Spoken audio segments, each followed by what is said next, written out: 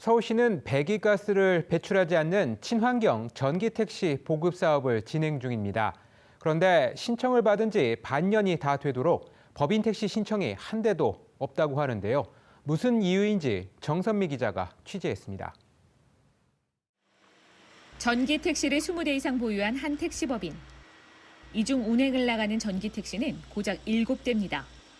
회사는 전기택시를 기사들이 몰고 싶어 하지 않다 보니 그대로 방치할 수밖에 없습니다. 제가 이제 이 차를 가지고 인천공항을 3번 갔다 왔거든요. 가는 데는 문제가 없어요. 근데 이제 나올 때는 이제 전기가 없으니까 그래서 인천공항에서 이제 충전을 한 1시간 정도 하고 어차피 회사에 이제 입금하는 금액 있잖아요.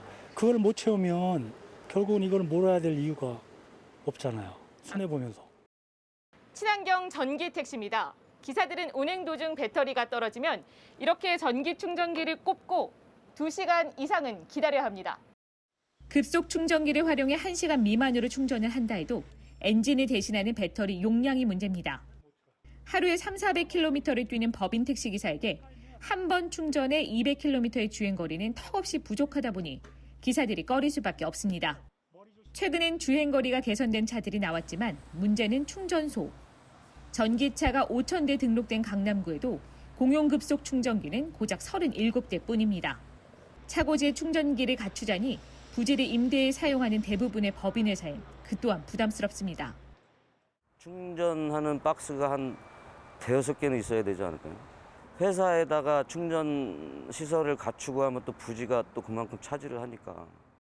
제조회사마다 충전기가 다르다 보니 이미 충전 시설을 갖춘 회사는 성능이 나아진 타사 신차를 구매하기도 어렵고 차 수리비는 매입가보다 비쌀 때도 있습니다.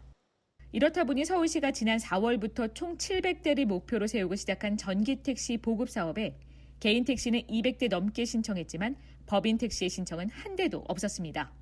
서울시의회 김호진 의원은 전기택시 사업이 친환경 정책에 맞춰 무리하게 진행된 것이 아니냐고 지적합니다. 이 보급 실적이 낮다는 것은 전기 택시 성능에 대한 확신이 좀 부족한 것으로 보이고요.